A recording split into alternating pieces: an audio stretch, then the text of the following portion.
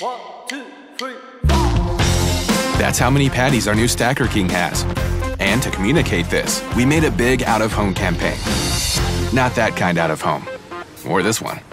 Not that one either. One that only we have access to. The sign in front of our restaurant.